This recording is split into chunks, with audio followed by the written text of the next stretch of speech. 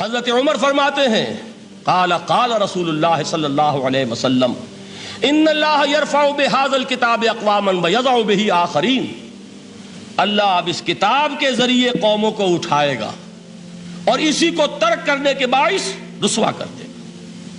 یہ ہے اب ابد الآباد تک کے لیے، خاص طور پر مسلمانوں کے لیے اللہ تعالیٰ کا یہ قانون۔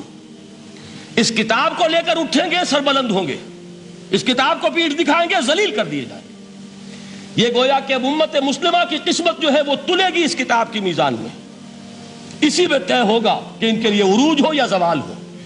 اسی کو وہ جواب شکوہ میں علامہ اقبال نے سادہ ترین الفاظ میں کہا تھا، وہ زمانے میں معزز تھے مسلمان ہو کر اور تم خوار ہوئے تاریک قرآن ہو کر۔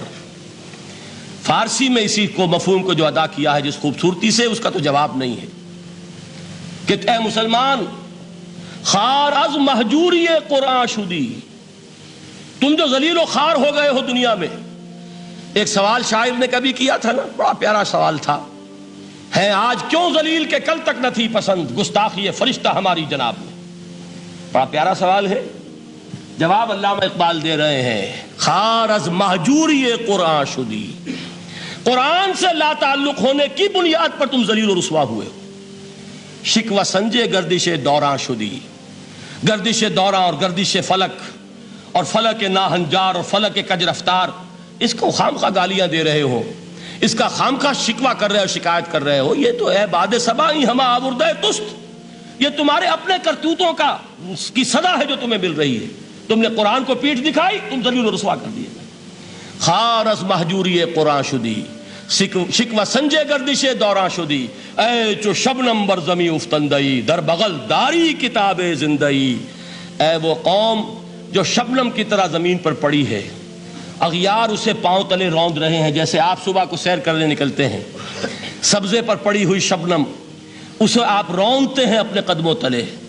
اے امت محمد، آج تو دنیا کی قوموں کے سامنے اسی طرح پابال ہے، سرنگوں ہے، لیکن ہوش میں آ کہ تیری بغل میں وہ کتاب زندہ موجود ہے، وہ کتاب زندہ جس نے کہ دنیا میں یہی جزیرہ نما عرب، وحشی لوگوں کا مسکن، نہ یہاں علم، نہ یہاں تمدن، نہ یہاں تہذیب، نہ یہاں تنظیم، کوئی ڈسپلن نہیں، کوئی حکومت نہیں، کوئی تہذیب نہیں، کچھ نہیں، تاریکیاں ہی تاریکیاں۔ یہی کتاب تھی جس نے اسے منور کیا، یہی کتاب تھی جس نے دنیا کا امام بنایا، یہی کتاب تھی جس نے دنیا کا معلم بنایا، یہ کتاب تھی جس نے نئے نئے علوم ایجاد کرنے سکھائے، یہ کتاب تھی جس کی بدولت یہی عرب تھے جنہوں نے یونان کے فلسفے اور سائنس کو جو مر چکے تھے انہیں زندہ کیا، ان میں نئی چیزوں کا اضافہ کیا اور اسپین کی یونیورسٹیوں کے ذریعے سے یورپ تک دوبارہ پہنچا دیا۔ یہ وہ کتاب ہے، در بغل داری کتاب زندئی۔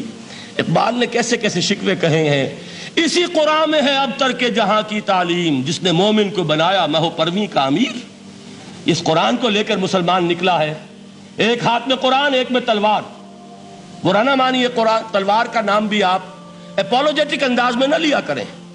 انقلاب کی تکمیل تلوار سے ہوتی ہے، انقلاب کی تمہید کسی کتاب سے ہوتی ہے، اچھی طرح جان لیجیے۔ کبھی انقلاب صرف کتاب سے نہیں آیا، کتاب سے ذہن بدلتے ہیں، کتاب سے فکر بدلتی ہے، کتاب سے سوچ بدلتی ہے، کتاب سے ایک جماعت تیار ہوتی ہے، ایک قوت تیار ہوتی ہے۔ وہ 313 جو میدان بدر میں تھے وہ قرآن کا اعجاز کا ظہور تھے، لیکن ان کے ہاتھوں میں تلوار آئی ہے۔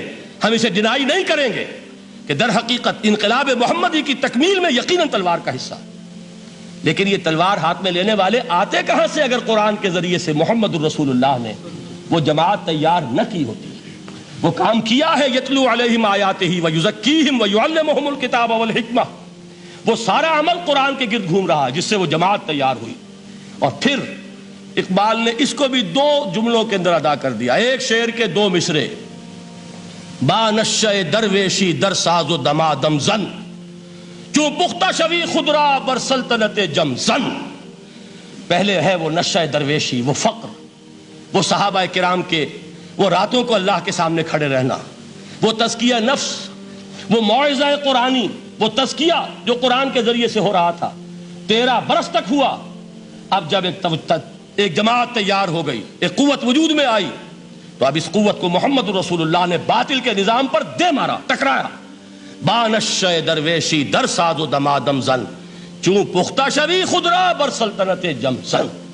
تبھی وہ انقلاب آیا، جاء الحق وزہق الباطل ان الباطل کان زہوقا. تو اللہ تعالیٰ اس کتاب کو اب میزان بنا چکے ہیں. وَبِالْحَقِّ أَنزَلْنَاهُ وَبِالْحَقِّ نزل، یہ قرآن حق کے ساتھ نازل ہوا ہے، فیصلہ کن کتاب ہے. إِنَّهُ لَقَوْلٌ فَصْلٌ وَمَا هُوَ بِالْحَزْلِ، یہ قول فصل ہے، حزل نہیں ہے، کسی شاعر کی شاعری نہیں ہے کہ آپ نے تحسین کی تو کیا اور نہ کی تو کیا. یہ کتاب وہ ہے کہ اگر مانو گے تو مہو پرویں کا امیر بنو گے، اور اگر اس کو پیٹھ دکھائے رکھو گے جیسے دکھائی تم نے تو ذلیل کر دیے جاؤ گے، رسوا کر دیے جاؤ گے، جیسے کہ آج کم سے کم 300 برس سے پوری دنیا میں مسلمان ذلیل اور خوار ہیں.